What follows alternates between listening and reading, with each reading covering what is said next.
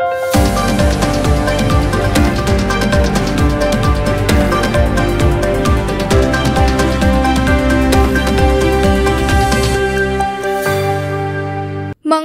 भारतीय संस्कृतीचे महत्त्व प्रतिपादन करणारा आपले हिंदू मराठी महिने तसेच भारतीय संस्कृतीतील सण उत्सव यांची उखाण्यांच्या माध्यमातून ओळख करून देणे आणि त्यात पारंपरिक खेळ नृत्य सादर करणे या स्वरूपात मंगळागौरीचं सादरीकरण केलं जातं।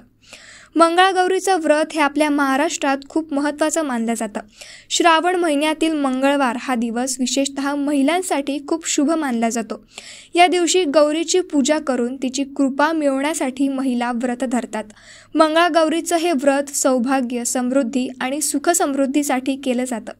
मंगळागौरीच्या पूजेनंतर पारंपरिक खेळ खेळले जातात, ज्यात झिम्मा, फुगड्या, भोडला, ज्यामुळे वातावरणात आनंदाचे वारे फिरतात। या दिवशी घरातील सर्व महिला एकत्र येऊन पूजेत सहभागी होतात। स्वच्छंदी ग्रुप प्रस्तुत, उखाण्यांची फुलारी आणि मंगळागौरीचे खेळ असा हा आगळा वेगळा कार्यक्रम शुभमंगल सभागृह शंकरनगर येथे आयोजित करण्यात आला होता। या स्वच्छंदी ग्रुप प्रस्तुत, उखाण्यांची फुलारी आणि मंगळागौरीचे खेळात मृण्मयी कुलकर्णी, नुपूर देशपांडे, सविता भाटवडेकर, अनघा भाटवडेकर, श्वेता भाटवडेकर, देवश्री गडीकर, प्रियंका जोग, राधिका रांजदेकर, स्मिता पुरोहित व आदिती कोल्हारकर या महिलांचा सहभाग होता। प्रस्तुत कार्यक्रमाच्या माध्यमातून मनोरंजनासोबतच राष्ट्रीय एकात्मता, सामाजिक जाणीव, पारंपरिक खेळांच्या द्वारे स्त्री सुदृढता हा संदेश संपूर्ण समाजात प्रसारित व्हायच्या उद्देशाने या मंगळागौरी कार्यक्रमाचे आयोजन करण्यात आले होते। मंडळी नमस्कार। स्वच्छंदी ग्रुप प्रस्तुत मंगळागौरीचे कार्यक्रम आणि उखाण्यांची फुलारी असा कार्यक्रम आम्ही मंगळागौरी निमित्त सादर करत असतो।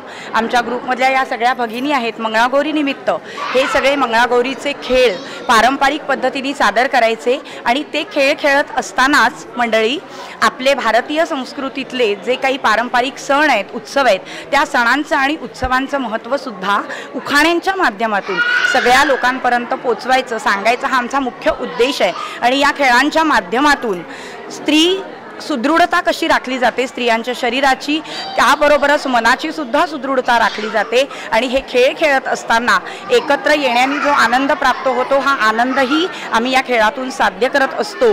आणि सामाजिक संदेशाबरोबरच एक शारीरिक सुदृढतेचा संदेश, एकात्मतेचा संदेश आणि आपल्या भारतीय संस्कृती आणि तिचं महत्त्व हे सुद्धा आम्ही या खेळांच्या माध्यमातून सांगत असतो।